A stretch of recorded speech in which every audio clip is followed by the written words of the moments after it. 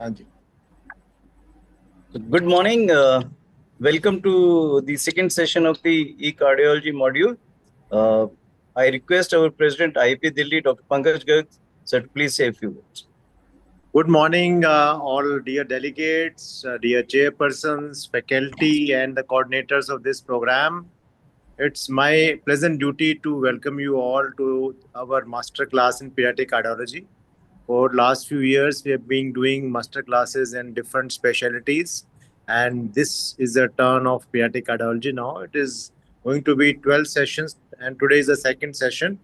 Last Sunday, we had an excellent session by Dr. Neeraj Agarwal in which we understood how, with the help of clinical history and simple investigation like X-ray test, even without an echo is done, we can make out very realistically what are the typical cardiac lesions and how to approach them, when to use diuretics, when to use beta blockers. And in the class also, we emphasize that there is a role of ECG along with X-ray chest, which helps us in making a diagnosis.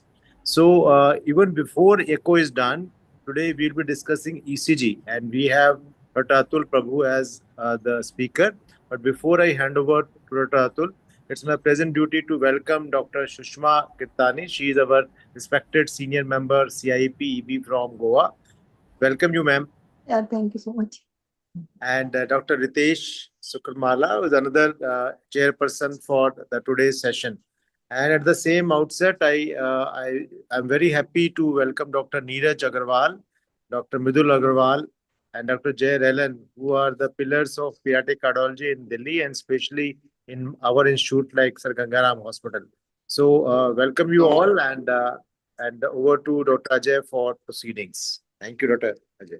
Thank you, Dr. Pankaj. I request Dr. Neeraj to introduce Dr. Atul and Dr. Sushma. So, this course we started last week, and really, as Dr. Pankaj says, we should talk about the basics of investigations. And there are two main basics investigation, ECG and X-ray. That's why we have a second session today on the ECG. And it's my duty and my regards to Dr. Sushma ma'am. She accepted our invite for the chairperson. Ma'am has worked lot of in Central IIP. She's the EB member of Central IIP. She's excellent work in the adolescent counseling, adolescent health, and child protection rights also. It is amazing what ma'am has done. She has been secretary for lot of Maharashtra Neocon also she did one time. So, Sushma ma'am, thank you for joining us. Thank you very much Thank you, for sir. accepting our invite. Thank you, ma'am. Yeah. And Sushma, yes, a few words. and Dr. Atul Prabhu is our speaker today. Atul and me were together long time back in Nana Bangalore, and we had very pleasant memories from those days. So I that's why I thought when I talk about ECG, Dr. Atul has done a lot of work in EP studies. He has a special fellowship in pediatric cardiology and eco ECG fellowship. It's called electrophysiology fellowship. So I invite Dr. Atul also for this talk. And just to tell about Dr. Ritesh Sukharamwala, he's also around, no? Ritesh, you could join. Yes. Yeah, he's here. He's here. Yeah. Ritesh Sukharamwala was also with us in Nardala, Bangalore. So it's a team of Bangaloreans today where we did the fellowships almost together in pediatric. Ritesh was 1 year junior to me in pediatric cardiology. Passionate person, always working for IAP, pediatric cardiology. Whenever you see IAP program in Gujarat, Surat, you will find him. A lot of programs for training in IAP in Gujarat. And he established the pediatric cardiology in Surat. He's the first pediatric cardiologist of Surat. I think Gujarat. He is the first pediatric cardiologist of Gujarat, I think. Before him, there was nothing in pediatric cardiology. So I welcome Dr. Ritesh Sukharamwala. He's my close friend, and from my heart, from my deep course of heart, I welcome him. Thank you, Dr. Ritesh. Neeraj. Thank you, Ritesh, for joining us today. Thank you. Dr. Ajay sir, can we start the sessions now, Dr. Ajay sir? I want to request Dr. Sushma ma'am to say a few words before we start. Yeah, it's been great to be here. I never thought I would be actually moderating this session, and it's really nice to be in this masterclass on pediatric cardiology. It's a great work that you people are doing because general pediatrician may not know about the details of this pediatric cardiology. And I'm really happy that we are reading pediatric ECG. I'm attending after a long time, So this is going to be a revision, and I'm sure Dr. Atul PRABHU, with all his experience, will enlighten us on this. Thank you so much for inviting me. It is a really great thing on a Sunday morning to start a day. Thank you, sir. Thank you, ma'am. Now I request Dr. Atul to please start sharing. Sure, sir.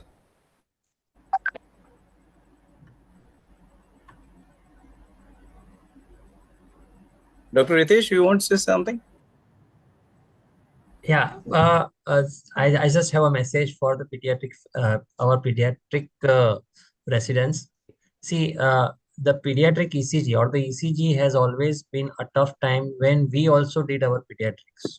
So I just wanted to say that don't have fear for ECG. Try to keep on reading the ECG before this class, after this class. Once you keep on practicing, try to focus on simple things. If you focus on simple things, then the ECG is not going to be tough. As we look at our adult fraternity, the MD medicine people, they know ECG right from their MD pediatric days. But in our MD India medicine days, MD medicine will know ECG, but MD pediatrics are very poor in the ECG. So what I personally feel that the culture has to develop right from the our MD pediatric days, where we can start learning ECG, so that by the time we are finishing our uh, pediatric course, if you have inclination towards cardiology, then there is definitely a boost that you will get if you know the ECG well. So try to focus on ECG in patients when the ECG is done bedside for some or the other reason. Thank you, sir. Yeah. Dr. Atul, please go ahead. Good morning, everybody. At the outset, I like to thank IIP Delhi and Sri Gangaram Hospital with Dr. Neeraj, Dr. Mridul, and Dr. Jay for organizing these talks. Good morning to all the respected chairpersons and dear delegates. So today's talk will be to basics of pediatric ECG and how do we report the ECGs. There is a separate talk for arrhythmias and abnormalities coming up in the eventual classes. So I've restricted myself to only the basics in this talk. So no talk on ECG can go without paying homage to the father of the ECG. And you can see Dr. William Einthoven is working on the world's first ECG machine, and he's used himself only to create the ECG pattern and study. And what we are seeing now is actually a miniaturized version. The evolution has happened from the galvanometer type of ECG machine to this form, and now all the ECGs are available even on the smartphones. So when I was talking to a colleague of mine, a pediatrician, and I asked him how many ECGs do you do in a month, and he said I don't have an ECG machine. So I think we have to move from there as pediatricians and keep at least these handy smartphone based ECG machines, at least, if not anything else, because nowadays we are getting these devices for as low as 3 to 10,000 rupees. So it's not it's a good investment, I would say. Okay, so coming to the objectives of this talk, we will focus on the basics of ECG. We'll just browse through the basics of some physiology basics, and we'll see the differences between the adult and pediatric ECGs, and finally how to report the ECG in pediatrics. So there are only two secrets to mastering the ECGs. Just keep calm and keep practicing. We all know, we have studied in our physiology class basics, where the ECG leads are to be placed, the four limb leads, and the six chest leads. And in the pediatric as well, we tend to use the right-sided leads, that is the V1, V3, V4 right-sided, as well as because the right heart is dominant. So right heart is dominant in the infants. So sometimes we use V4 on the right side. Preferably the limb leads in a child should be placed more proximally than distally, because the babies try to move and they create uh, movement artifacts. So as close to the body, there are less movements. And if there is a caregiver, he Hold can the child. swaddle the child and keep him comforted as you do the ECG. There are other ways of also doing it as well. The smaller dots or stickers, we can put it on the arms or at the on the shoulder joint as well. The basic thing is we have to make sure one limb is on the left, another should be on the right. One lead is on the left, another should be on the right, relative to each other. So that eventually nowadays we are putting it in during anesthesia, we are putting it on the forehead, we're putting on the ear. So basically anywhere on the body, one should be more left to the other as compared to the other. Components of ECG waveform we are all aware of. The nomenclature has been given as PQRST and sometimes U waves. And the P wave, we know it is due to atrial depolarization. There is a small gap which goes through the AV node, which is determined by PR interval. The QRS complex is the ventricular depolarization, and during that the atrial repolarization occurs. And finally, the T wave is the ventricular repolarization. Sorry, and in between the QRS and T, there is an important ST segment, which is the most important of all the leads. Just a quick video on formation of cardiac electrical activity.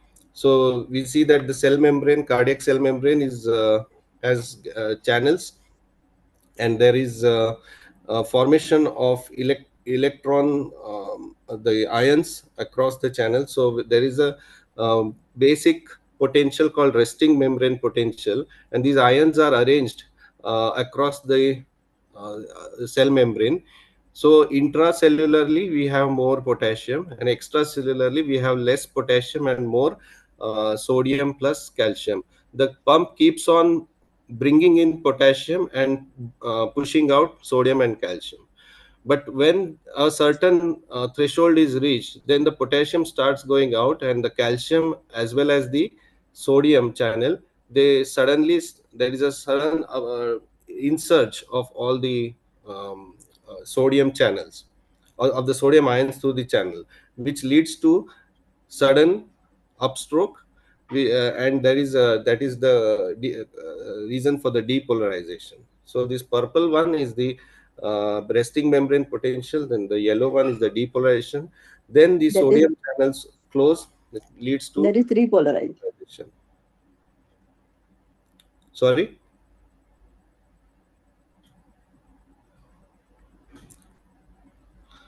So the resting membrane potential, it is a basic potential across the cell membrane at rest. At this juncture, the cells are called to be polarized. From polarized means there is separation of the ions. There is more ion on the inside, more potassium ion on the inside than the outside. So these cells are polarized.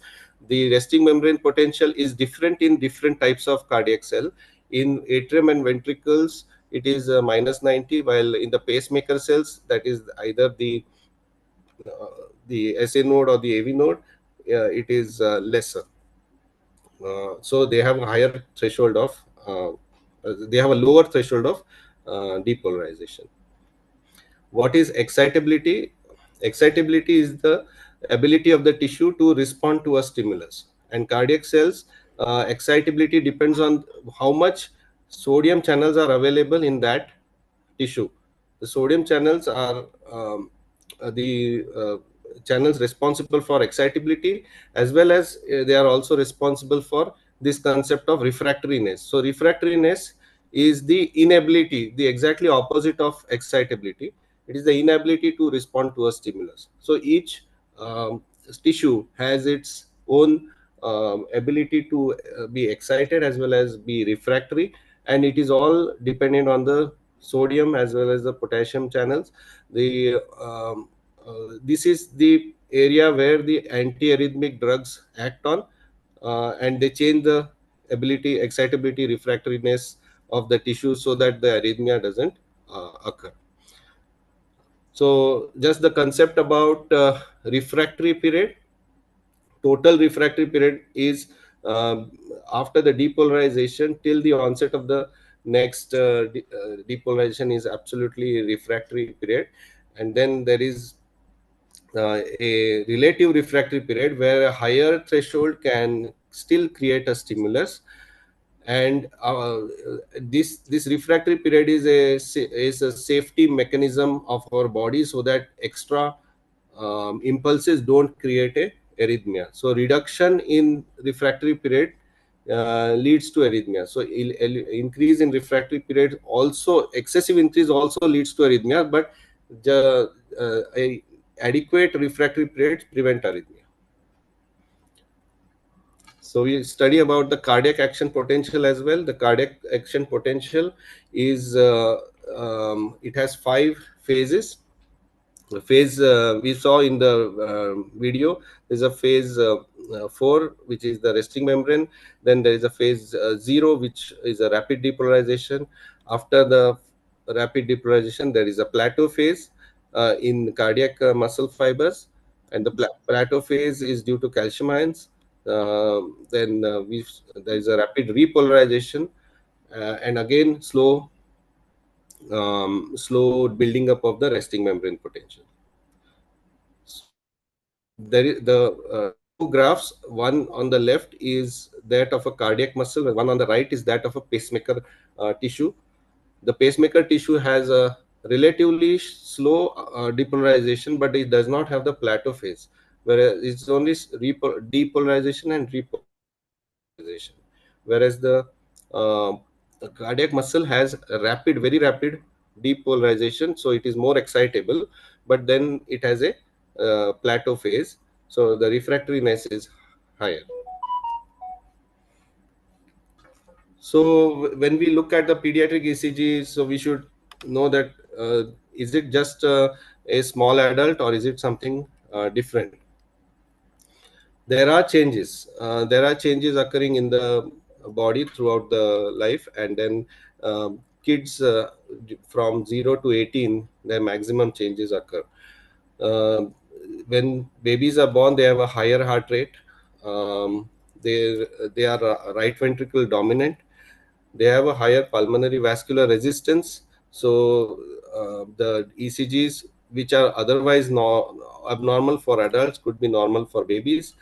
And the heart is relatively more vertical in babies, resulting in certain more rightward forces. And we should always use centile charts, or also called as Davinian charts, to determine the which ventricle is dominant and not follow the adult criteria. Again, in pediatric, the Q waves could be normal. The right axis deviation could be normal in younger infants, and the QRS and the PR interval is shorter. So what is otherwise normal for adult could be wide complex for a child. So looking at how to report an ECG, always look at the patient's age. Look at other things like what is the speed of the ECG and whether it is properly standardized. We should always follow a certain pattern, which could be different for different, but a standard pattern would be looking at the rate, rhythm, the axis, then individual waves starting from P wave, QRS complex, then each interval, and finally the repolarization, that is the ST segment, and the T wave. We also should look at the charts to see if any ventricular hypertrophy is noted. We should also be able to identify the artifacts and repeat the ECG if there are any doubtful waves, and use the Davinian charts. So this is just a general outline of what all to see in a pediatric ECG. We'll go to each one by one. So heart rate, we generally measure the heart rate from RR interval, or that is the eventual heart rate. But we can also compare the RR and the PP interval, and we should make sure that it is the same, whether the PP matches with the RR interval. If so, one small square is considered as 300 per minute. So if the two RR are between, say, 2 squares, the heart rate is 150. If the RR is between 3 squares, it is 100, and 4 square is 75. Then coming to axis, and the axis of the heart is the summation of the electrical current, basically, and the where the electrical current will shift, wherever there is muscle, the electrical current will shift there. So this muscle could be because number one, it is hypertrophied, or it could be normal but a dominant muscle which is sort of aligned in a particular direction. So how do we look at the axis? Um, you make use of two leads, lead one, and just let me start this pointer. So lead one, so these are cameras placed around the heart. Lead one looks at the heart from the 3 o'clock position, and lead AVF looks at the heart from the 6 o'clock position. Okay, so when you see the this is the visual representation of what the axis is, and when you actually do it, we have to see what is the QRS height. So if you see a purely positive QRS, it is positive. If you see a purely negative QRS, the axis is on the opposite side of that lead. Then if it is biphasic, you have to see which one is bigger, whether the R wave is bigger or the S wave is deeper. Depending on that, you decide whether this lead is positive or negative. So this is definitely positive, and this one is definitely negative, and this one is sort of biphasic. So going back to that previous slide, if we have a positive in lead one, then the direction of the electrical current, or the summation of the electrical current, is going towards lead one. If there is lead one is negative, then it is going in the opposite direction, that is the 9 o'clock position. Similarly, look at AVF. If AVF is positive, then the axis is going towards AVF, and if AVF is negative, the axis is going in opposite direction of AVF. So based on these two leads itself, we can find lead 1 and AVF are positive, axis is somewhere on this side. Lead 1 is positive but AVF is negative, axis is this side. Both negative going this side, and lead 1 negative but AVF positive going in this side. So at least we know which quadrant we can place the axis based on 1 and AVF.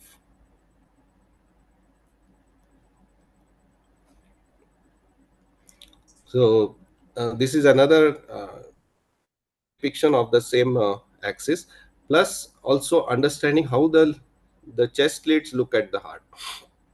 The chest leads look at the V1 looks from the right side, so it is most anterior. V2 looks from the left anterior side. Then subsequently the V4, V5, V6 go more lateral, and they go from like anterior lateral to lateral.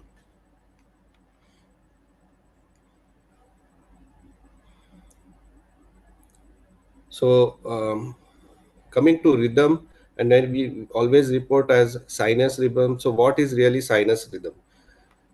The sinus rhythm means all the QRS complexes are preceded by a P wave, and because this is a sinus node and this is a AV node, so this is going in this way. So how you determine the axis for the QRS complex, similarly you can also determine the axis for the P wave. And same in the same way, look at lead 1, look at lead AVF. If P wave is positive in both, it is sinus P wave. Okay, so this is the normal P wave axis. P wave axis, atrial depolarization occurs from a sinus node or the SA node. The wave of the P wave passes from right to the left and top to the bottom, thus resulting in positive 1 and positive AVF. And the normal is between 0 to 90. Abnormal axis occurs either in a ectopic position or in ectopic position either of the heart or either of the pacemaker. So if we see this, we cannot get interactive responses, right, in this session. It's all on YouTube. You can, people can interact also. They can put on chat box.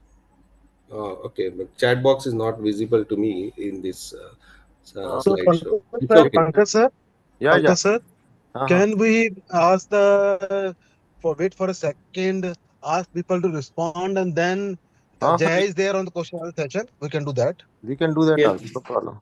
Okay, So so Atul sir, please ask your some question. Ask some questions, and then Jay will coordinate, or someone has to write the question. Then we'll talk to you again. yeah, please post the queries or responses in the question answer box. That also can be done. So do we have any questions till now? Do we have any questions till now? I can't see any No, question. sir. There is no question up till now. Doctor, so to break the monotony, Dr. Atul, lot of yeah, you have to talk about axis. Do we have any simple method to assess the axis? Like, can I see the ECG and rapidly talk about some simple understanding of axis without going into details of degree of axis? Is it possible?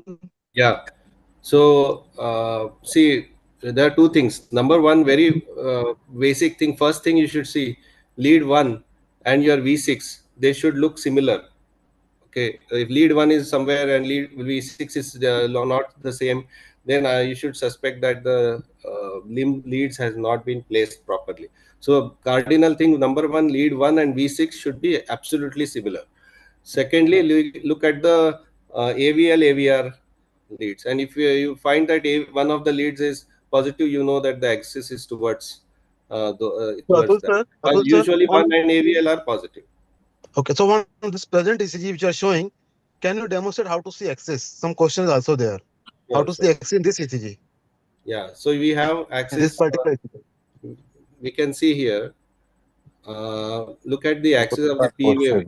P wave is positive in lead 2 here, sort of negative in lead 3, and in AVL we have positive, AVF again negative. So here lead 1 around slightly positive, lead 2 negative, lead 3 negative. So you have to see 1 and AVF, right? AVF is negative, so it's coming from if you go back to that, so AVF is looking here, and if that is negative, that means it is coming from here in the opposite direction, right, or this direction. Right. Yes. Yes. And lead 1 was positive, so it is sort of going from right to left and from below to upwards. So it is inverted P wave or inverted inferior position of the atrial. So this is a abnormal P wave axis. Yes. If you look at the so how do I understand if it's a normal P axis? What are the implication for me? We see 2, 3 AVF. All 2 is the best actually for P wave. And if 2 itself is negative, and we are sure that the lead connections are correct, then 2, 3 AVF, all 3 negative means it is an inferior axis. Okay. So that means the rhythm is not coming from sinus node. Can I interpret that? Right. It's not coming from sinus node. There is some ectopic pacemaker located lower down in the atrium, which is Okay. firing, a bit Okay. faster than the sinus node. Okay. There is a question on this axis determination, Dr. Atul. There is a question: can we determine axis by simply seeing deflections in lead 1 and AVF? Yeah, that's what we usually do, but it gives you the quadrant. The exact axis will be after assessing the other uh, leads, so it will give you at least the quadrant where you are locating Okay. lead 1 and AVF only. Yeah. Okay. Okay. I think we can continue now. Thank you, Atul. So, I think Dr. Pankaj Garg has mentioned dextrocardia.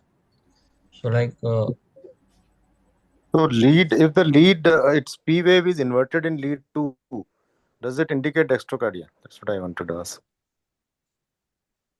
it just in lead to it actually dextrocardia is sometimes it is associated with situs solitus and situs inversus. More one with the situs inversus is associated with uh, the P going on the other side. That is, the RA is located on the left side, LA located on the right side. That is where the P wave gets inverted.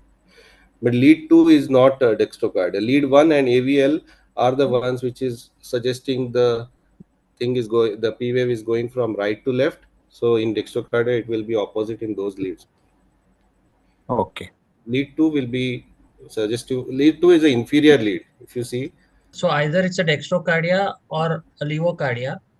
In normal sinus rhythm, lead 1 to AVL will be positive. yeah, In 2, 3 AVL will be positive. If lead 1 is negative, then you can think of think dextrocardia. of If lead uh, 1 is yeah, negative, then or a you can left think of atrial. Okay. It dextrocardia. could be a left atrial pacemaker also. There are other things Yes. we need to look for dextrocardia for like the chest leads. But yeah, we can also see that at least that impulse is coming from the left side of the body to the right side. That's all we can say. So here the axis, again you see positive deflection lead 1 and positive in lead AVF, suggesting the lower left quadrant.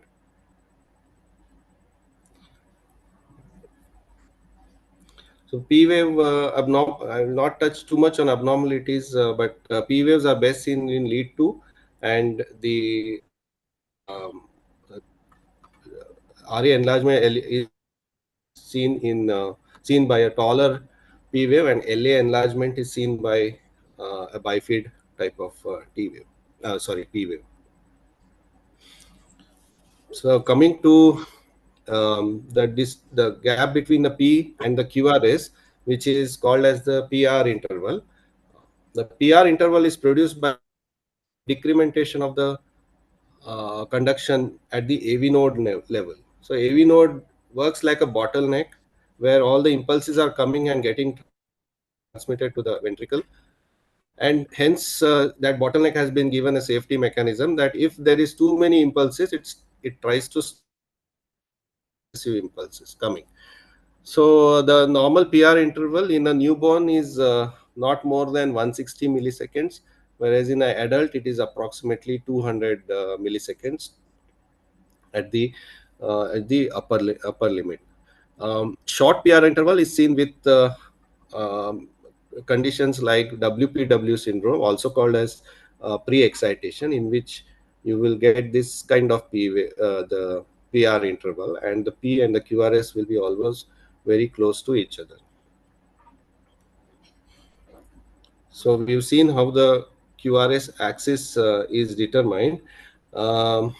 So the axis of the particular ECG is determined by which ventricle is dominant. When the babies are born, the right ventricle is dominant. So you will get a negative lead 1 and a positive AVF. You see that 1 is negative, AVL is also negative. That means it is a rightward axis. Okay, AVL means left side. If it is negative, that means the thing is coming to the right side. Similarly, generally this AVR is a negative lead. AVR is a ulta lead. It's always negative. When you get the AVR as positive, it's abnormal in certain conditions. But in newborn, you will get this very common. So as the LV mass grows, the right ventricle starts regressing and the LV starts to grow. The axis also shifts towards the left side, and by 1 year of age, it is completed. By 6 months, it comes between, in between the right and the left, and by 1 year, it is completely leftward. So here, just an example, you see that lead 1 QRS is positive, lead AVF is negative. So the axis is in this quadrant because AVF points towards this. So anything above this line is negative for AVF. And lead 1 is here. This is pointing towards AVL. So AVL is the most positive in this, more positive than lead 1. So that's why the axis is towards AVL or minus 30. Here, the AVF is the most positive. See, this is going towards AVF. AVF is the most positive, so this is inferiorly facing. So 2, 3, and AVF are positive right side. So QRS duration, we see the QRS duration as narrow complex versus broad complex. In newborns, 80 milliseconds is the cutoff. In young infants to 4 years, 90 milliseconds. 4 to 16, it's around 100 milliseconds, and adolescents onwards 110 to 120 milliseconds for the QRS duration. If any disruption occurs through the pathway of bundle branch, then Purkinje fibers, then the prolongation of the QRS duration will occur. If it goes to the left side, it is called as left bundle branch block. It comes to the right side, it is the right bundle branch block pattern. So QRS duration abnormalities are seen with bundle branch block or injury or some electrolyte impulses or in ventricular arrhythmias, pre-excitation. So what is bundle branch block? Actually, this we all know bundle branch block. We call it as RSR dash pattern, RSR prime pattern, the W pattern or the M pattern. So these actually you should know that it is a pattern first described with the bundle branch block, and later on it has been seen in other situations as well. So what is this right bundle branch block pattern? So this is right bundle branch block in which you get a positive upstroke, then a downstroke, and then another positive Right bundle upstroke. branch block.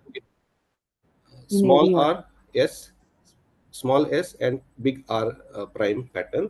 Sometimes it is just a small q followed by these two waves get merged, so it becomes like a QR pattern, and it is associated with right axis deviation. So right axis deviation with this pattern in lead lead V1 is suggestive of right bundle branch block.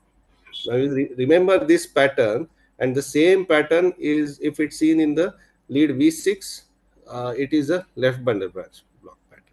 Okay, so the R prime pattern is the bundle branch block pattern. You've seen in V1, it is right bundle branch is seen in V6 because V6 is a lateral lead. If it's seen in V6, it suggests left bundle branch block pattern. And the left bundle branch block pattern is associated with the left axis deviation. Now, all that was about depolarization segments.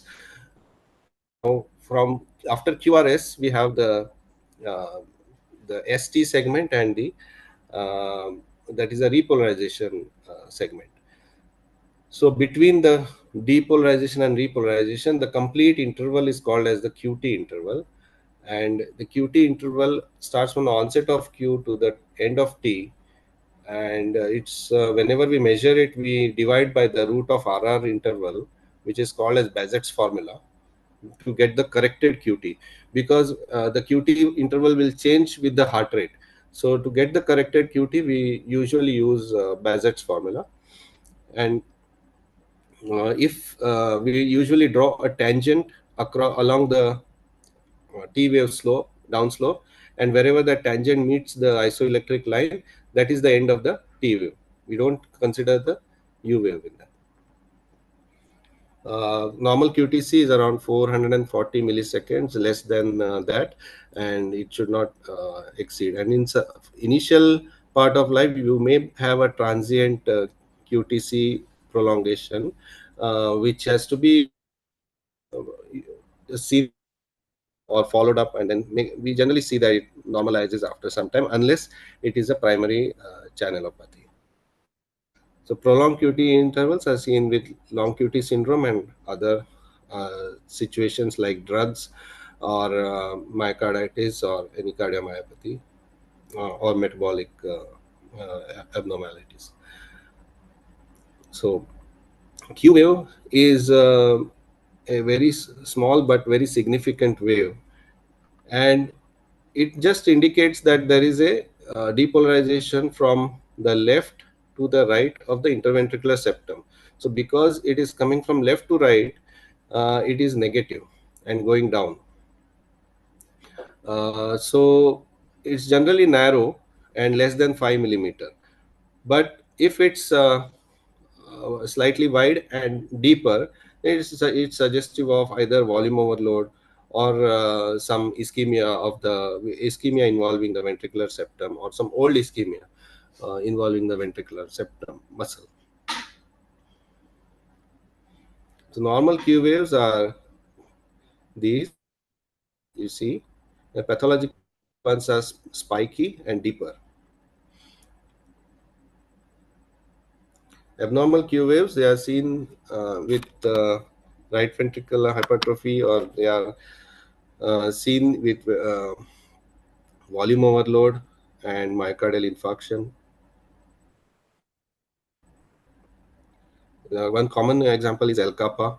We see these Q waves in almost every lead, and in V5 and V6, they are quite deep and spiky. So this indicates a chronic steal of myocardium from steal of blood from the myocardium. Then ST segment is the area between the end of QRS and the beginning of T, and there is sometimes elevation or depression of the ST segment in various diseases, and it's quite commonly seen with myocardial ischemia, and the depression is seen with strain, and global ST elevation is pericarditis. When we see myocardial ischemia, we have ST elevation in affected leads. The remaining leads show ST depression. Whereas when there is global ST elevation, it is suggestive of pericarditis.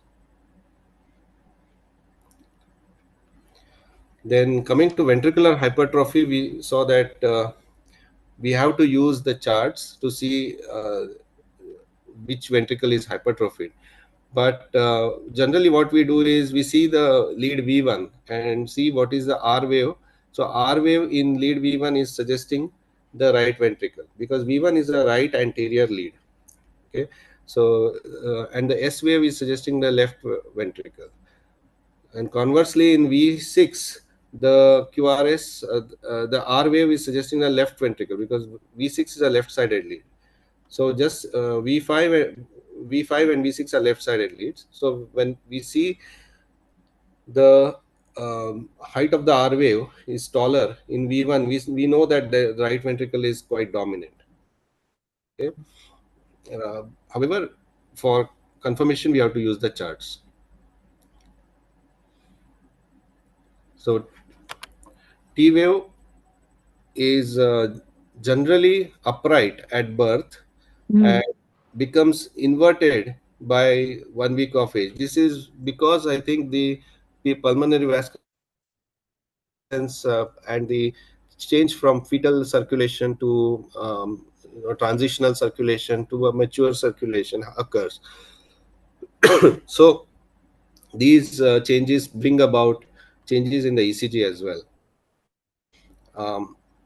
So why we take it inwards, and then in generally in pediatric ECGs, you will see that V1, V2, V3 will have inverted T waves, and V4, V5, 6 will have positive T waves. However, Dr. Atul, Dr. yeah, Atul, I will interrupt. There are few questions I think we can answer here. yeah, So sure. one question is about QTC. What was the concept of making a target on T wave for QTC interval calculation? Okay, good question. Uh, so T wave is the ventricular repolarization. Okay, and if you see the heart's physiology, the actual depolarization is only 0.1 millisecond. The repolarization is the longer one, 0.7 millisecond. So if you ask which is the most important phase, systole or diastole, I will say it's diastole. So which is the important phase of whether depolarization or repolarization? It is the repolarization. Then which is the most important phase? Which is the most important pressure, systolic pressure or diastolic pressure? Because in mean pressure, what we consider, it is the diastolic pressure, 2/3 of diastolic pressure. So the whole concept is about repolarization, and the repolarization results in diastole, and whatever is the physiology occurs in that segment only. So that is the period. See, when India and Pakistan are at war, any amount of sudden this thing will not affect. But when they are at peace, something some incident can suddenly result in some escalation. So similarly, you have a depolarization phase where there is nothing happening, and anything any incident can result in arrhythmia. That's why the QTC concept is involving the T wave, because the T wave is the repolarization. They are in a refractory period, and that refractory period is sometimes part of it is absolute refractory.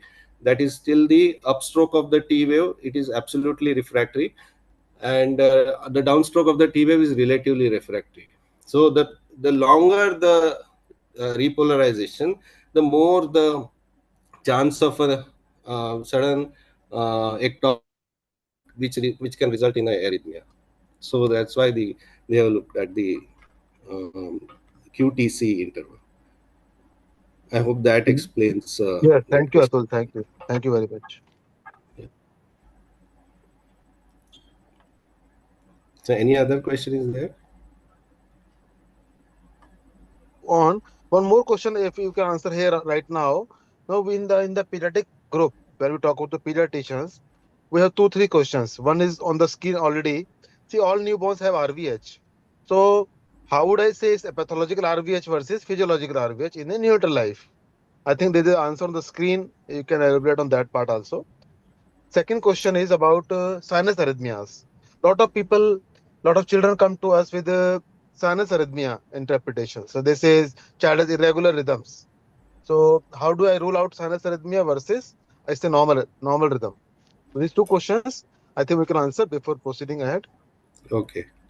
So I'll go to that sinus arrhythmia question first. Sinus arrhythmia is something which we can observe on the longer strips of ECG rather than the shorter strips, and then make sure that everything is okay. You can watch the rhythm for a longer time to call it, okay, this is not resulting, this is not ectopic, and it is occurring at very frequent intervals. You have to be a bit observant with that. Um, with the right ventricular hypertrophy, if it is excessively hypertrophied, you will have abnormal axis altogether. There is, even if it is right dominant axis, a right ventricular it is a right ventricular dominant axis, you will still have within a certain limit, say like it is still in that lower left left to lower right shallow quadrants, not going deep into like 90 or positive AVR. No, truly positive AVR will be abnormal axis. So you still have range of that right ventricular thing. So plus, if you see some ST segment abnormalities, and then you have to use a clinical judgment in terms of hearing any murmurs or any other you look at the saturation, ear murmurs, and all those things. So if you feel there is an abnormal axis, then you should definitely suspect a heart problem. Yeah, and you should be more vigilant about that particular patient. Dr. Prabhu, I wanted to add one thing. Yeah. So, how do we diagnose a sinus arrhythmia?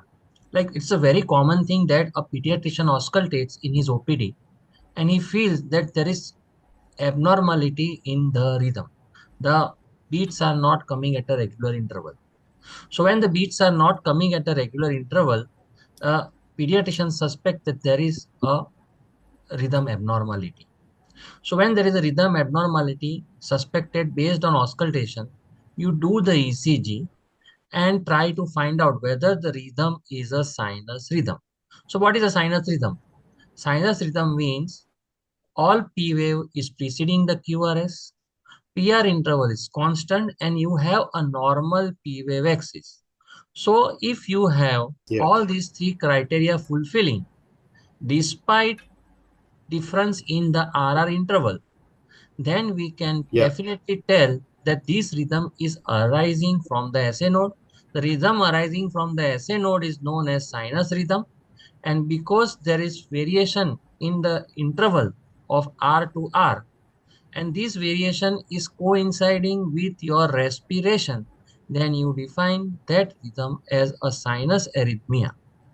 Because of changes in the volume during inspiration and expiration, the depolarization time, the QRS, the R to R time will vary, and that rhythm abnormality is still considered normal because the rhythm is arising from the P wave. So when the rhythm is arising from the P wave, that rhythm is called sinus rhythm, and when you have RR variability with respiration, you will consider this as sinus arrhythmia, and sinus arrhythmia is a normal condition.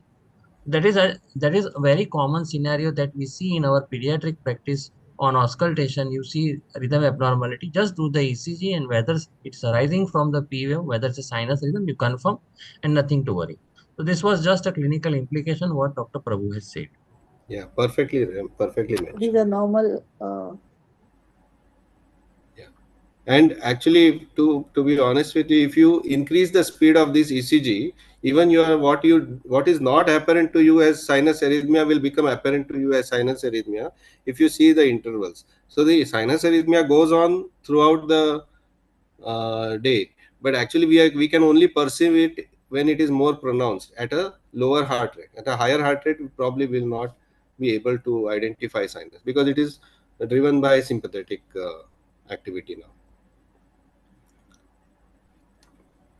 So there are some criteria for right ventricular hypertrophy and also left ventricular hypertrophy. So the basis of this criteria is lead V1 having a taller R wave as compared to the S wave. So RS ratio, and compare it to that chart, and see if there is any strain pattern like tall and upright T waves outside of our usual age criteria, and if we have some strain pattern like ST depression, then we should think about RVH, or like I said, QR pattern also. So there are these are the things which we can keep as your ready reckoners. And similarly for the left ventricle, again the same basis is you have a tall R wave as compared to a S wave, and then there are other things like strain pattern, ST depression. So ECG features in a neonate. So the axis is more rightward, and there is a dominant R wave in the precordial leads. First in V1 to V3, there are Q waves. There's a high heart rate. The cardiac output is high, hence the intervals are shorter, and there is inversion of Wave inversion, sinus arrhythmia. So, and there is evidence of, so here this is a 2-day-old infant. You can see that lead 1 is negative, AVL is negative, AVF is positive. So the left-sided leads are negative, suggesting right-sided axis. Okay. Look at the P wave. P wave is a bit taller here, but not crossing the usual mark. But the configuration of the P wave is more like a sharp dome. Look at V1. T wave is not committed, either not committed to negative, neither committed to positive. The lead V1 shows like a good R wave, and lead V6 shows a good S wave. So this again shows that it is a newborn rightward dominant ECG. As the child grows and the ECG becomes axis starts moving leftward, the R waves in V1 to V3 become more normal, and they start becoming more shorter than the S waves. The Q wave amplitude in the inferior leads, like 2-3 AVF, or the left precordial leads, like V4, V5, V6, they start to be shown. Okay, and then the T wave and the sinus arrhythmia may be seen. So here is from a 2-day-old baby, we are seeing a 4-month-old baby now, and here we see that the tallness of the QRS in the V1 is less now. It's become shorter, and that S wave in the V6 has disappeared. Similarly, looking at the axis, lead 1 and AVL are seen to be more positive now, and the AVF is sort of biphasic. So when it is biphasic, that means we are at 90 degrees to the direction of the AVF. So this 90 degrees could be either in the 3 o'clock position or the 9 o'clock position. But since 1 is positive, we are in the 3 o'clock position. So from 4 months to a 2 years old baby, and all these are normal babies, and you see the lead 1, AVL both positive, and V6 positive. We are starting to see some Q waves in V6 and V5, very like a 1 millimeter Q wave. It's not like a pathological Q wave. And we can also see the inversion of the T wave, V1, V2, V3, and V4, V5, V6 is T wave is positive. So this is the usual transition of the ECG from infancy to childhood. And as the child grows, becomes adolescent, axis becomes more leftward. T wave, that inversion, they persist, and we've seen it quite common, being reported as ischemia. The sinus arrhythmia remains a common finding. Then in a adolescent, especially, we have seen early depolarization pattern, that is slight elevation of the ST segment, not more than millimeter. Then there is there are no there are slight ST changes, but they are not like those of myocardial infarction. So those are seen in adolescent, and some adolescent, when they exercise, they come with chest pain, a lot of other non-specific chest pains, and then we usually see these things in the ECG. But they are we have to do ideally we have to do all the tests to make sure we are 100% safe. But generally these patterns are benign. So at the end, after having listened to uh, all these various ECG, we should not. I don't think the students should feel like this girl here, where I don't want to listen to any PQRS anymore. However, this stands for a mnemonic. Actually, when you are now reading an ECG, we should look at number, the origin, or what is the rhythm, where is the impulse coming from, whether it is coming from ventricle, whether from the left side, from the right side. What does it point to? What is the axis? Okay, which way it is going, rightward, leftward. We also look at the quality, that is the ECG speed, ECG voltage, standardization, and finally the rest of the waves, which are P, PR, QRS, ST, T wave, and QTC. Also, whether these waves are coming regularly or irregularly. So that is the sequence. So this small mnemonic you can remember and report the ECG. You will cover most of the things. So I end and have some questions for answering. Dr. Atul, this one common scenario, as you discussed, that the adolescent child comes with the chest pain, and the ECG is done because pediatricians don't keep ECG machine. So what they will do, the pediatrician will ask for ECG, and they will get the ECG done nearby at the adult physician. And these adult physician machines have automated reporting For system. adults, yeah. Automated reporting system. Yes. So this ECG often comes to us with a report of myocardial infarction because there is an inverted T wave in lead V1.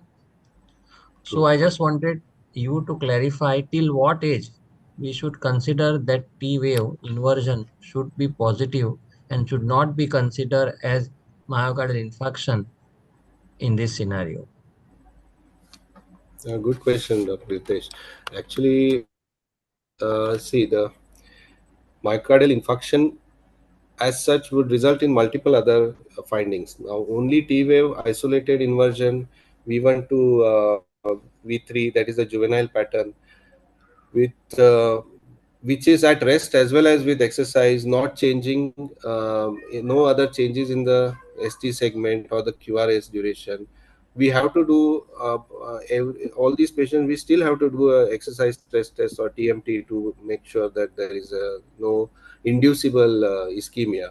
But at rest, if we cannot generally just when somebody comes with a chest pain, we cannot take it very lightly, and all these findings eventually are to be ruled out. The normal is to be ruled out. We have to still, in this age of litigation, make sure that a good echo is done, a good somebody more experienced has seen the ECG, and the child has been completely evaluated. Doing something like invasive like CT or a cath is a different thing, but at least a complete evaluation needs to be provided for these patients. Detailed history, if it is coming at rest, coming at on exercise, consistently coming on exercise, well localized, not localized, those sort of things will be useful for knowing. See, it's a different thing about knowing. In your mind you will know that okay, this looks like benign, but at the same time you have to prove also to the patient as well as the parent to prove that you just knowing in your mind, maybe you are sure that it is benign and it is nothing, but still you have to prove. So better to get this kind of patients evaluated completely, and everybody would be satisfied that there is nothing. And this is where again the question of sports pre-participation would come, and this is something I've seen now in common practice, that people are coming more aware about sports pre-participation. Adolescent children running a marathon and having some chest pain, and then this could be just pain. I have done vitamin D in such patients. I found to be vitamin D deficient as well, but everybody is vitamin D deficient these days. So Sir, one question I want to ask. Now, I am an adolescent consultant. Many children, when they participate for national games, the parents are told to get an evaluation from a doctor, and they come to us as a pediatrician. What are the investigation you do? Some of the parents are refusing to do ECG and echo when you tell them this is a part of investigation. Should we insist? Yeah. Yes, we should. It's a part of the evaluation. We cannot just do based on the physical because examination. they say that earlier this was never done, and now why this is being done? They feel that you are referring to a cardiologist who are doing ECG echo. They are spending money. So they just want you to examine the child, physical examination, and certify he is healthy, which we say, no, these are the, apart from ECG and echo, any other investigations required? To Hemoglobin avoid and complete to hemogram rule out along with sinister that? problems.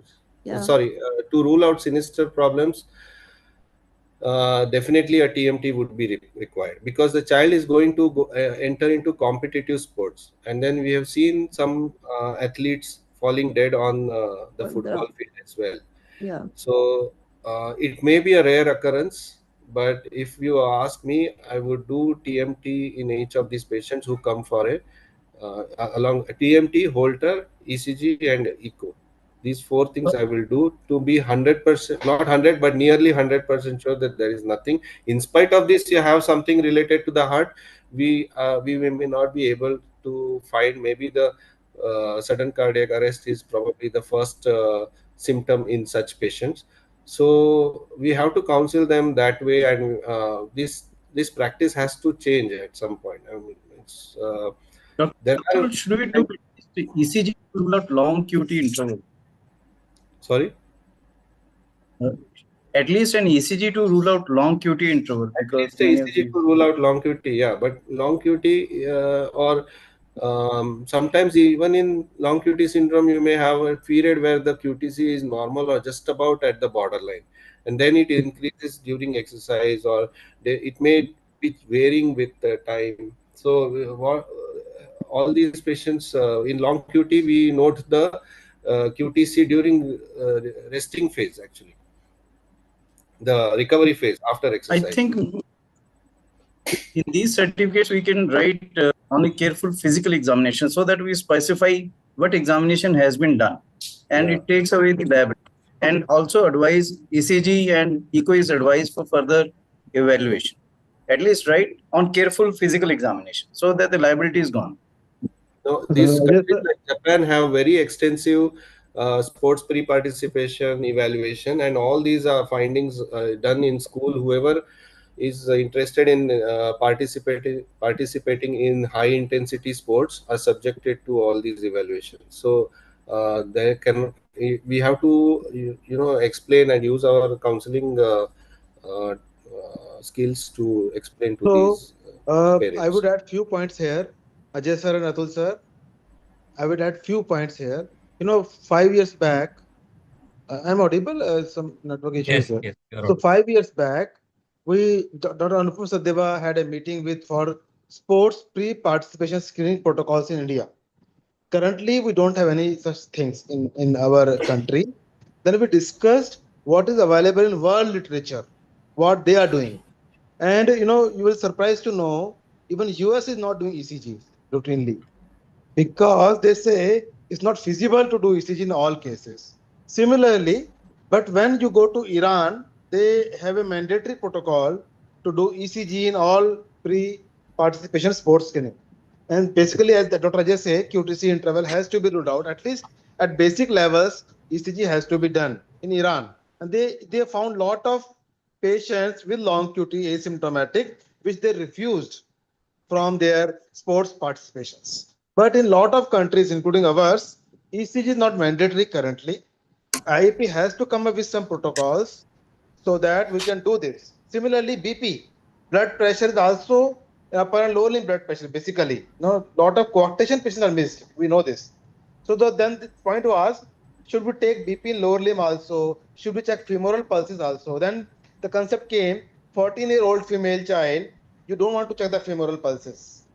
So those questions are practical questions are remaining actually. There are practical issues. Similarly, to do a TMT, similarly to do a ECG in all patients, which are coming to a pediatrician are difficult. But yes, they would help you. If that Atul says, if you really want to be sure, you should do TMT, you should do ECG, BP, echo also. But you have to see the practical aspects. So the government of India may think about it. And what is being done is they auscultate. If they found something, they send for the cardiac clearance. That is being done rightly currently. But yeah, if ECG can be included, that would help a lot actually. What do you say, Atul? Because ECG, echo, and TMT for all pre-participation is nearly not feasible. Sir, So we what will want be the that. cost for the patient with TMT, Holter, and all ECG echo? Because they'll look at the cost for all this. So Again, depending on states, depending on states, if the sports person is participating in some high intensity sports where lots of running and physical activity is involved, then I think we must rule out everything. Otherwise, we can just specify that I have done only physical examination and patient has been advised to go through all these tests. You can always put a disclaimer that, like Dr. Gupta said, you can put a disclaimer. This was a physical examination. However, for 100% for more Detailed this thing, studies. clearance, we should be also suggesting this. But however, parents, it's up to the parents whether to do or not. But it's not. It's our job to suggest it.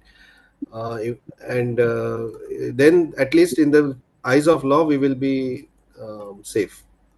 But not having to suggest it suggests that our information is lacking, our skill is lacking. So Because later on they can cost always is not cost is a factor. However, I would say, what is the cost of the training that the person, my kids are in sports, so how much we pay for every month, every year, we don't factor that in. So I think cost is a secondary issue when it comes to safety and life. We should put it on the patient. There are institutes which would do it for free also, or a low cost, but not thinking that it should not be done at all is a bit of a lack. I would say it. We have to, as doctors, advise whether they do it or not is up to them. Yes. So, ma'am, for answering your question for about the cost, ECG, Echo, TMT, and Holter will be less than 10,000 in Delhi at Gangaram, and it will be lesser in other cities. Dr. Jay, do we have any other question? Sir, why I asked is, all these children who are representing at the national level games, they are not given any financial support from the government. They only realize that they have taken their photographs is taken by with the CM and all these people. Once they come back with the trophy, and nothing is given to them, not even money to stay, travel. Parents are taking them with their own kharcha. So all these things adds to their total thing. Yeah, something should be done at the government level. You're right. Yeah. Yes, most of the medical colleges provide. One of my kid goes to national level. Most of the medical, and I understand this part. But most of the medical colleges provide these investigations free of cost. We can always refer them to that hospital to get. Yeah, true. Free or subsidized, government institutes will organize. That's why I said where they get it done is a different thing. But not advising it at all because of cost and other factors, no court of law will hold you good. I'm just telling because in the end you will be facing the jury, and at that time, where is the documentation? These are very sensitive matters. Yes. As pediatric cardiologists, we are safer doing PDA devices and ASD devices rather than seeing these patients, because these can bring you future problems. Yes. So I can send one anecdote which happened with me. There was a child who was operated for TAPVC at AIMS, and I was a pediatrician who was looking after that patient since birth. At 12 years of age, the child in school was doing some normal stretching or some exercises which school does. And the child had a sudden cardiac arrest. He fell down and he was found dead. So the school called me that, okay, this child was under your care. What do you think is the cause? Can you come to the hospital to certify that the child is dead? So that was a shock to me, that why they should call me. But the parents had given my name as a pediatrician. So I had to go to the school. The school was in Noida somewhere. I went to the school because I didn't really know what happened. I never expected that to happen to the child. And that there was nothing we could have done at that stage because the child was already dead. The parents didn't want to take the baby home from the hospital till the time I saw the child. So I did as a formality. But then the school wanted for me to that was the cardiac lesion which was repeated in the neonatal period was the reason for child death or something, because the parents were in that mode. They were blaming the school that something has been done by the school, why such a stretching exercise was done to the child, and the school was trying to put it on the cardiac surgery which was done at birth, and I didn't really know what to do. So I only could say that this can happen, and this is unfortunate, but nothing can be done at this stage. So these things do happen, and really you can get into fix. So this child was a cardiac surgery operated, but a normal child also. Something happens, and the schools always take the pediatrician name and phone number as their backup, and they can always a sort of harassment for us, because at that stage we don't even know that whether we had done an ECG for this child or whatever we are very casual in our approach to these issues. So you can be in trouble. So I agree with Dr. Tanu that we should be more serious in this, and we should do whatever possible, like ECG echo definitely, and for national sports definitely more. You can should refer to pediatric cardiologist and let them decide if you are not sure about it. So just one experience with me that I thought I will share with you. We must maintain a copy of any medical certificate issued to any patient. Yeah, that also normally we are not doing. The normal pediatrician Yes. is not doing. That is something it should be done. So Dr. Jay is there with the question answers. Can Dr. I Jay ask the congratulate question answer? Atul Prabhu for a wonderful presentation. Sir, Dr. Jay, Ajay any sir, other Ajay questions? Yeah, Dr. Three Jay is questions. handling the There are question answer. questions. Yes, So sir. one of the participants has asked if there is any practical and easy reading book on pediatric ECG. CG. I think Park book is best for all this. It has very good concepts for this. Park's the pediatric cardiology itself is a very good book which has a chapter on pediatric ECG. For pediatricians, it's a very good book for everything. And separately, you have Park ECG interpretation as well. And PDF of the percentile charts, I think you will get online if you look. Yeah. Even in Park, it is there, so you can get it now. Right. So another Coming to participant this has asked why are the waves PQRST. Yes, sir. PQRST waves, I think I'm not sure, but I think it is because those were the only alphabets which were available at that time, because others were taken. X-ray had taken X-ray, then this A, C, and X waves from JVP and other things. So I think that he found PQRST. That's probably what I have heard. I don't know for sure. Right, sir. Yeah, but that's an interesting question. Good question. Yeah, interesting. Jay, you know about answer? Do you know the answer of this question? No, sir. I just read it online, sir. It said that's an arbitrary nomenclature that was given by Dr. Inthovan. Doctor? Inthovan, sir. Okay. Because XYZ were used in mathematics and physics, and ABC were also commonly used. So these were the left ones. Okay. So now any alphabets left, or all of them are already been consumed now? No, now the generation is alpha, beta, zeta, whatever. Okay. Generation has changed now. Yeah. In EEG, they use alpha, beta, gamma, delta waves. Yeah. Alpha, beta, theta, gamma. They go from Roman alphabets to Greek now. Okay, another question, Jay? Or we stop the sessions? Jay? So I was little interested in knowing this. You showed Dr. Atul that there's a portable, the mobile-based ECG. Yeah, So even I want to what is your experience, or how can you can use it? No, okay, this is not to promote any, but there is an Indian-made something called a Sanket Life, and then it is like keeping two fingers on one small dongle, and it will give the ECG on your smartphone where the app is. So if it can work like an event monitor, where if you are feeling the palpitation or any chest tightness, they can quickly keep two fingers on the dongle, and you'll get the ECG at that time. So that is something I prescribe my patients regularly. It comes for only 3,000 rupees, and not too bad. Secondly, I have seen some things on Sunfox Spandan ECG. Again, not to promote this product, but just because that is again Indian product as well. And it has 4 leads like a Holter. So put 4 leads, and it will give on a tab or a phone. It will give the ECG quickly without any. So at least you have like 6 lead ECG right in your. Just with that device you have around, you can get the full 12 lead, but you have to keep changing the position of the one of the leads. but 4 lead one, at least you will have a quick 6 lead ECG on the 4. So those two are very handy. They are very cheap as well. Rather than investing in full on ECG machine, you can save those in your digital folder. They can stay longer than the ECG printout, definitely. Dr. Neeraj, any experience from your end about these? Sorry? So we Dr. had Neeraj one whether he person. also has some experience. Yeah. Yeah, we had one person which was giving us, but somehow the patients were not comfortable with that system. I don't know which company it was, but somehow our patients were not able to do it. There was always some error.